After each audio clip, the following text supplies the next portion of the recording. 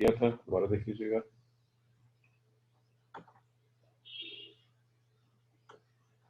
कल food discuss तो हुई थी, लेकिन मुझे ये नहीं याद आ रहा है कि मैंने ये तीनों पॉइंट डिस्कस किए कि नहीं किए हुए, इसलिए मैं इसको दोबारा डिस्कस करने लगा हूँ। जी, यहाँ पे 3 चीज़ें नजर आ रही हैं जी। यह है जी ऑलिव ऑयल जो कि लिक्विड फॉर्म में होता है, दूसरा है जी बटर सॉफ्ट सॉलिड, और तीसरा है बीफ फैट जो कि हार्ड सॉलिड है। तीनों का कंपैरिजन है।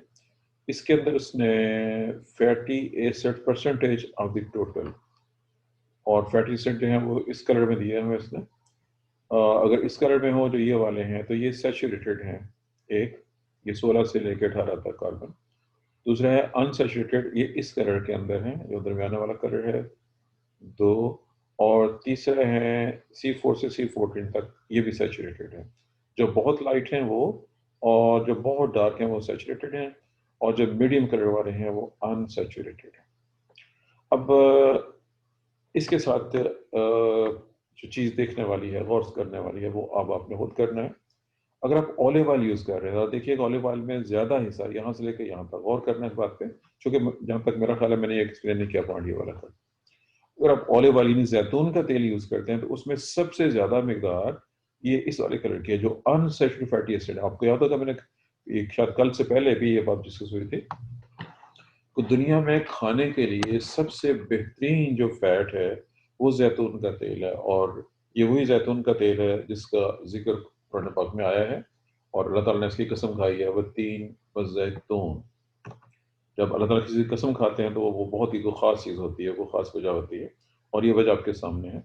इसका कंपैरिजन इसने बटर से किया है। बटर मक्खन नरम होता है, और बीफ के साथ भी किया है, बीफ की फैट वो वेरी हार्ड होती है।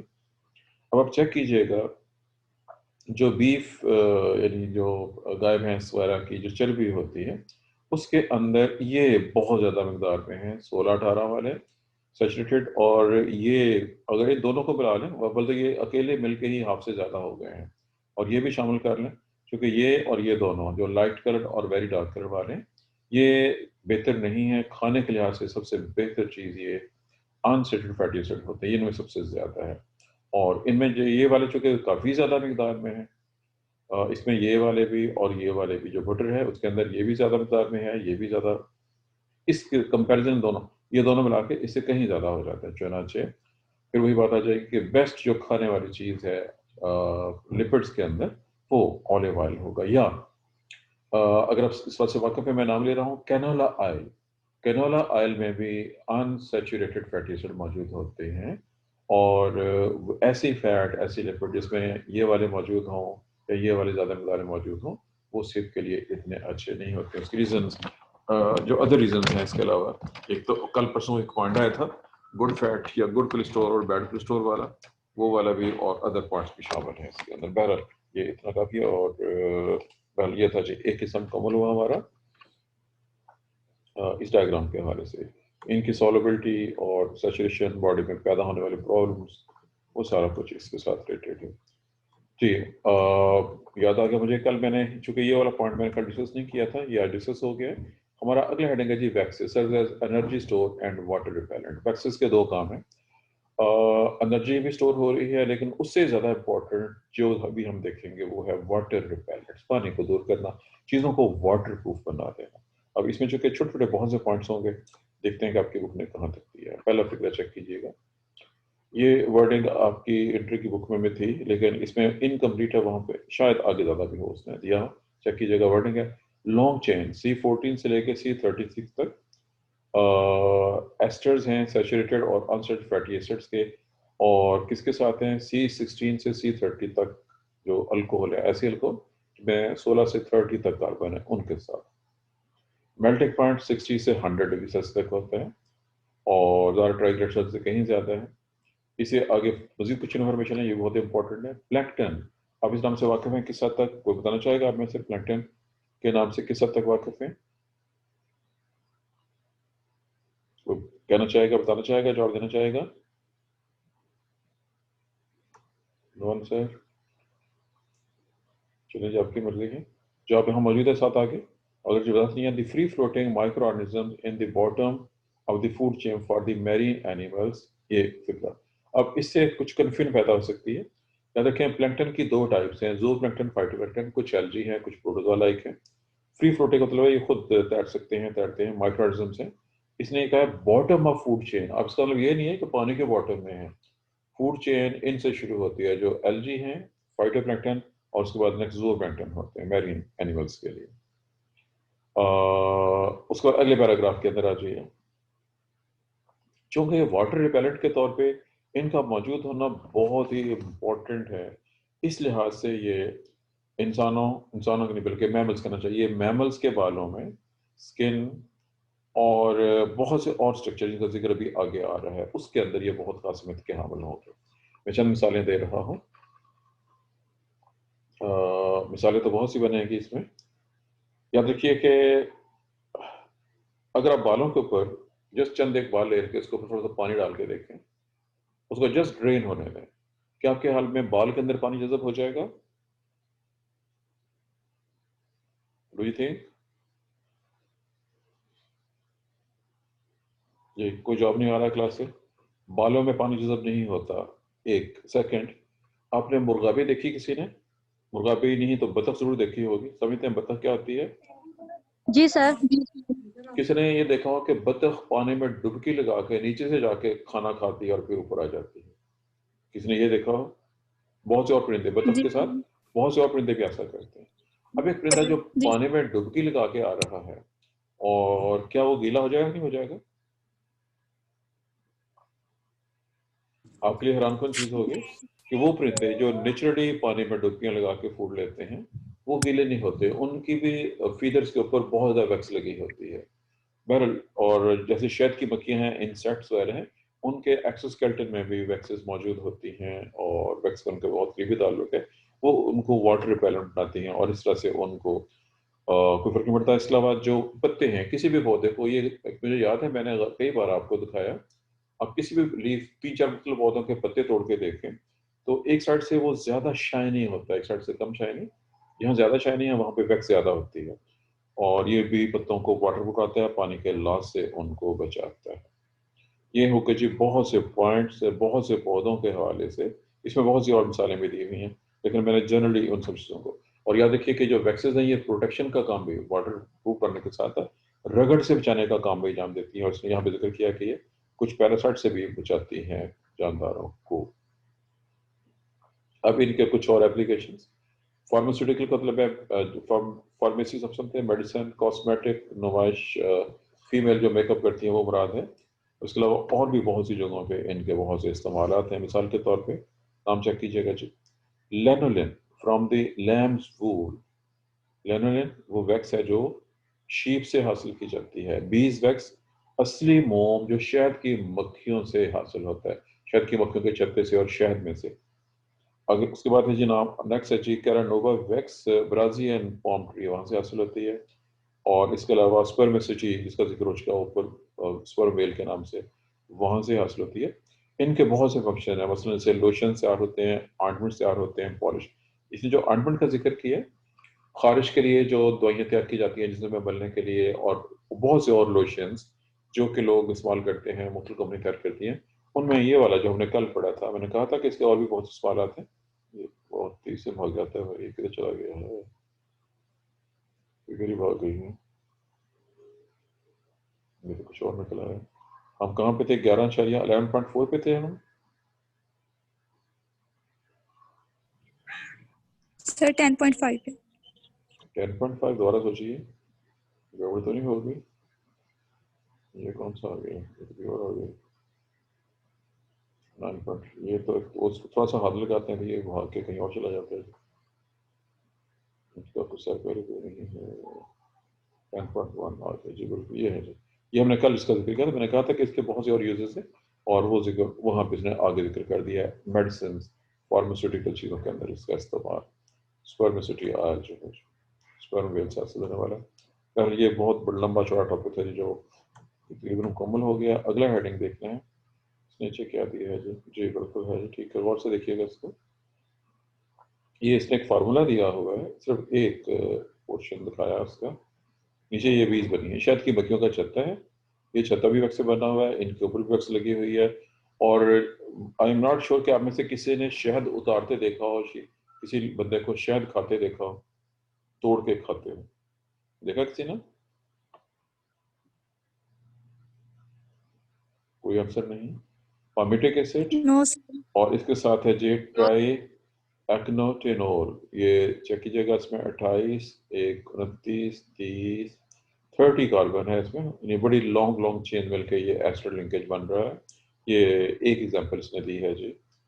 और ये इसने दी है, किसकी दी है इसमें, अगर लिखा हो नीचे इसके शायद, कहाँ पे पाई जाती है जी? ये बीज वैक्स है, शहद की मक्खियों के छत्ते के अंदर ये फार्मूला है जिसका एक। और साथ ही उसने नीचे हनी कॉम्ब भी दिखा दिया है। हनी कॉम्ब वेल नोन चीज आपके लिए।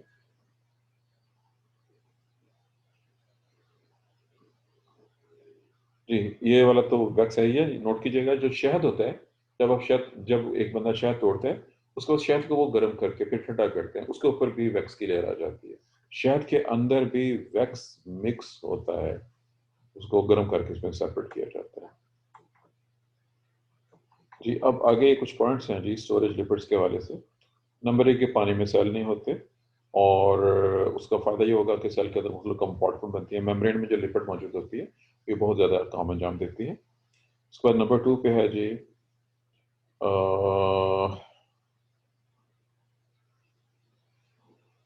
डबल बॉन्ड ऑलवेज जी। ये यहाँ पे इंपॉर्टेंट चीज़ तो यही है कि सिस कन्फिग्रेशन वाले ये बहुत से सैचुरेटेड और अनसैचुरेटेड फैटी एसिड मौजूद हैं मुख्तलिफ फैटी एसिड्स के अंदर।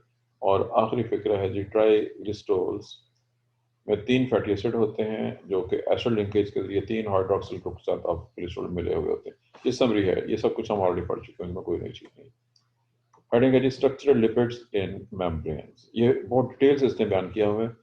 जहाँ तक मेरा ख्याल है कि हमें इतनी ज़्यादा डीप डिटेल में जाने की ज़रूरत नहीं है, लेकिन बहरहाल चले मैं तस्वीर को निकाल के फिर उसके बाद आपकी तरफ वापस देखता हूँ। जी नहीं, इसमें नीचे तो कोई तस्वीर नहीं है जी। जो ऊपर से चले इससे गुजारा हो सकता है, नो ये कुछ और आ गया। वापस आ जाते हैं।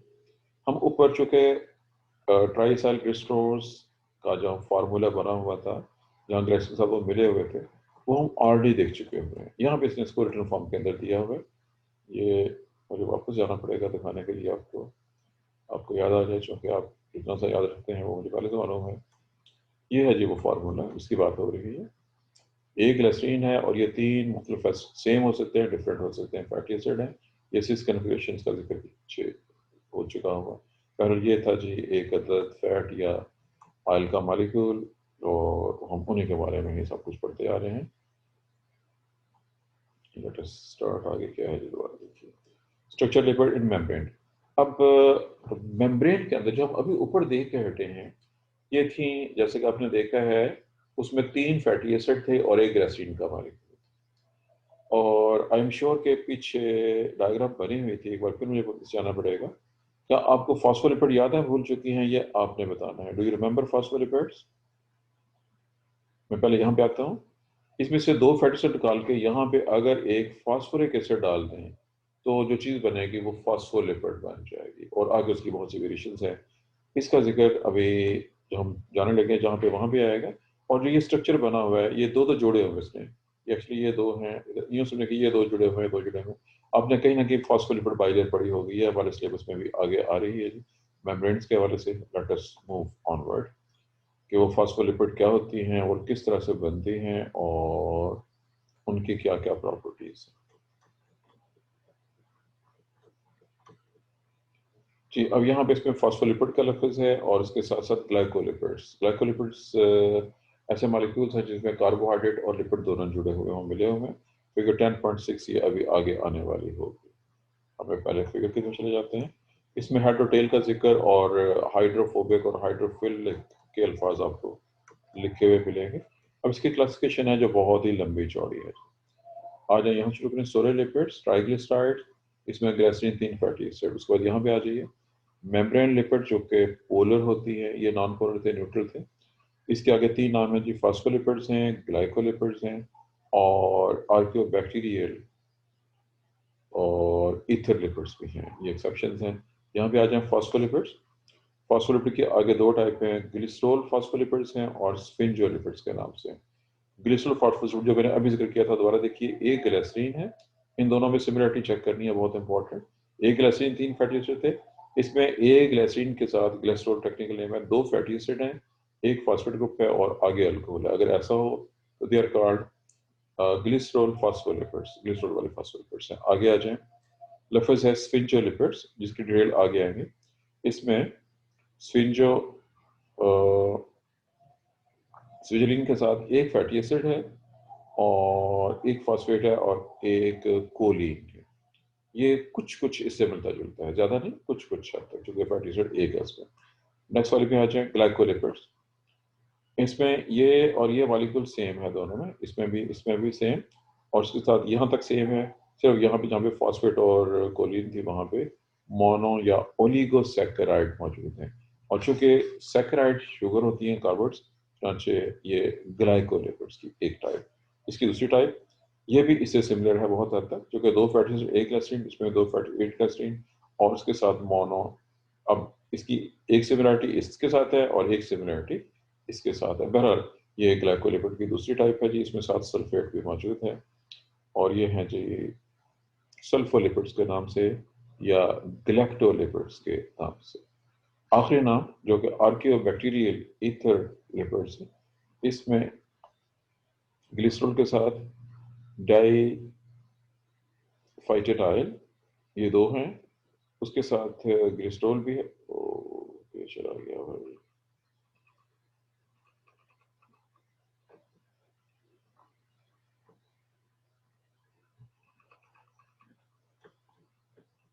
जी दोबारा।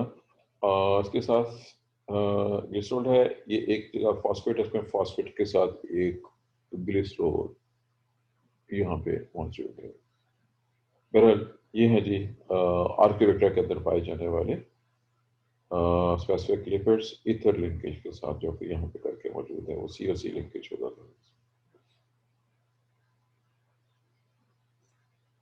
जी, अब यहाँ पे इनके नामों का जिक्र तो सारे का सारा आगे इसके नीचे जो लिखा होगा, जी बिल्कुल, इसने जो चंद यहाँ पॉइंट लिखे हुए इसके नीचे चेक कीजिएगा, ये वर्डिंग है बहुत इंपॉर्टेंट, क्योंकि यहाँ पे लफ्ज पोलर और यहाँ पे लफ्ज न्यूट्रल है, जो न्यूट्रल है वो नॉन पोलर है।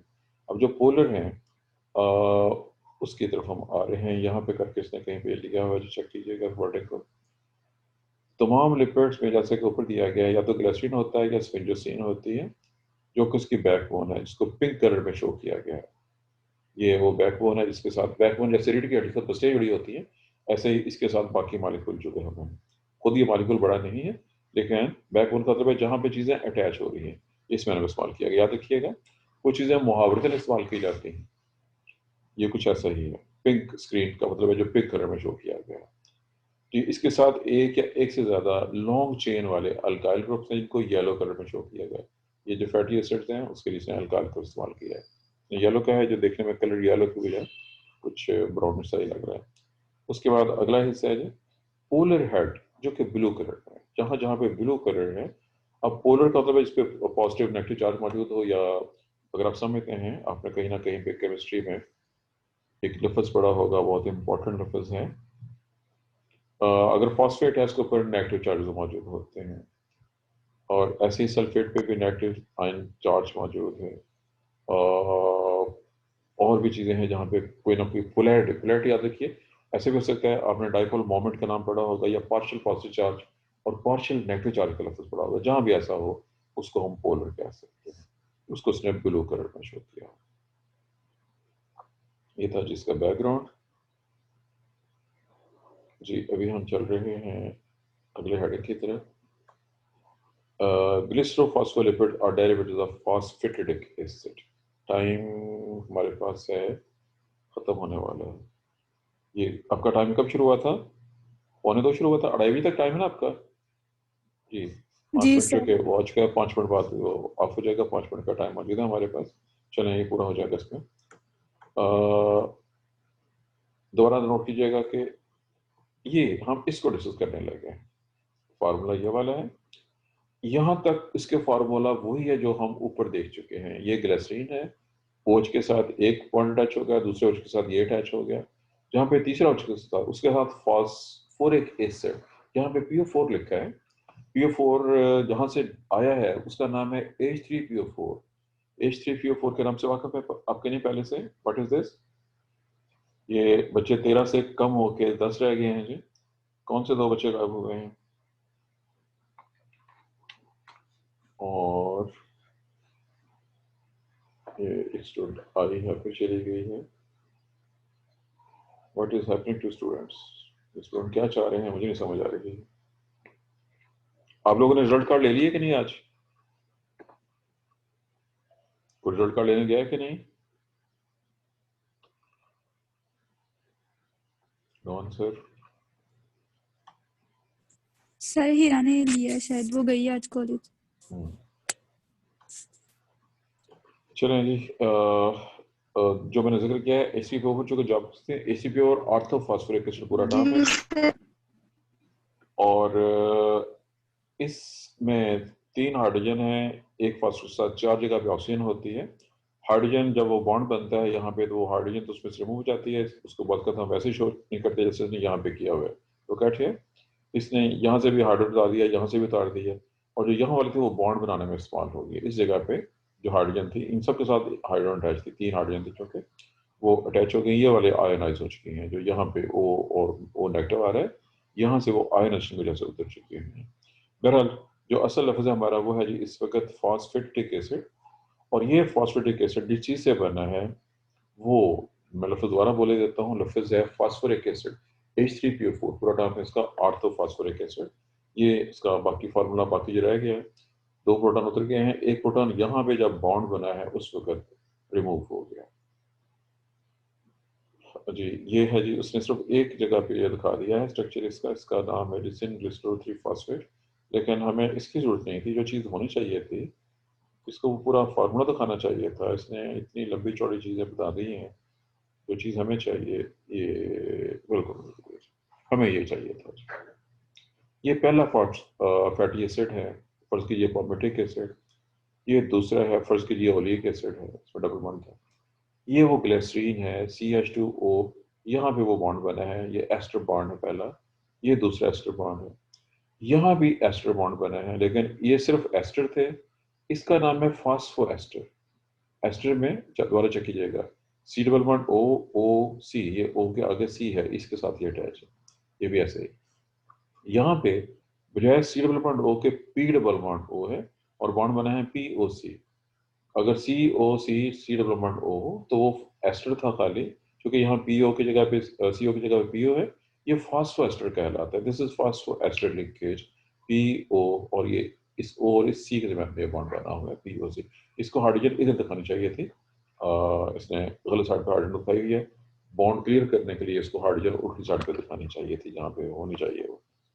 बहरहाल ये जो यहाँ पे आपके सामने है जी, ये वो डेरिवेटिव है फास्फोरिक एसिड का। और जब फास्फोरिक एसिड अटैच हो जाए इसके साथ तो इस पूरे का नाम बन जाएगा फॉस्फेटिडिक एसिड।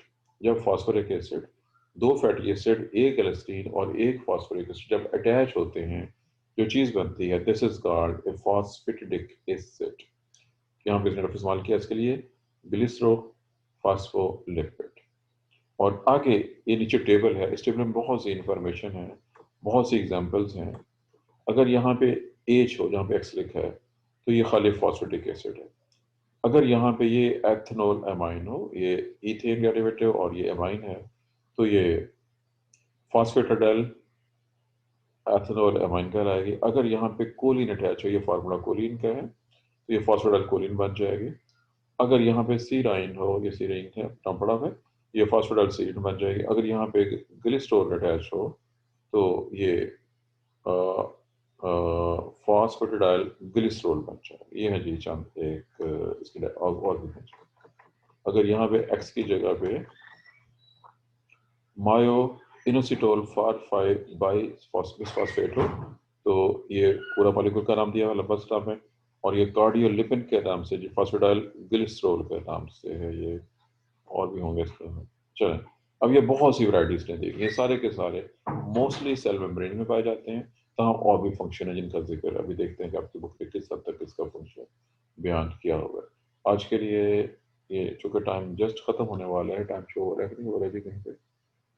टाइम 38 और 1.5 मिनट का टाइम बाकी है। इसका मतलब हमारे पास टाइम ख़त्म हो गया है। इसने भी बंद हो जाना है जूम ने। हम इससे आगे ज़्यादा नहीं जा सकते हैं। ये फार्मूले बने हुए, चलिए जो हमने ऊपर पढ़ा है, ये कोलिन का नाम ऊपर आया था, फास्फेट कोलिन, और यहाँ भी कुछ चीज़ें, लेकिन ये अभी हम नहीं पढ़ सकेंगे क्योंकि इसमें ज़्यादा डिटेल चाहिए अभी हमें कुछ, और इतना टाइम नहीं है कि इसको डिस्कस किया जा सके। अब यहाँ पे जो सबसे इम्पोर्टेंट चीज़ थी मेम्ब्रेन के अंदर इसको दिखाना, और इसके हेड को और इसकी टेल को, ये दोनों टेल्स कहलाती हैं, और जो बाकी मालिक्यूल है इसको हेड का नाम दिया जाता है। ये वजाहत तलब है, पोलर हेड्स और नॉन पोलर टेल्स। इसके जैसे फॉस्फेट के मालिक्यूल में दो चीज़ें हैं, एक पोलर एक नॉन पोलर, जिस जैसे उसकी स्पेसिफिक प्रॉपर्टीज़ हैं जो कि मेम्ब्रेन्स के लिहाज से बहुत ही इम्पोर्टेंट होती हैं। ये टॉपिक ज़्यादातर है जी डिटेल से डिस्कस होगा इंशाल्लाह, लेकिन ये कल हो सकेगा क्योंकि अब इतना टाइम नहीं है कि मैं ये जिन चीज़ों का वो फार्मूला का जिक्र आ रहा है वो सारे के सारे यहाँ पे जो हमने डायग्राम देखी है, ये जो सारे फार्मूलाज दिए हुए हैं जिनकी डायग्राम अभी हम देख के हटे हैं नीचे से जाके। यहाँ तक किसी का कोई क्वेश्चन है तो ये क्वेश्चन पूछ सकते हैं, otherwise it is to be continued.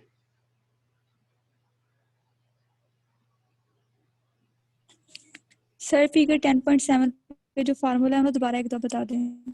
अरे जूम बंद होने में सिर्फ चंद सेकंड बाकी रह गए हैं, ये किसी को भी बंद हो जाए इसलिए एक्सप्लेन नहीं हो सकेगा।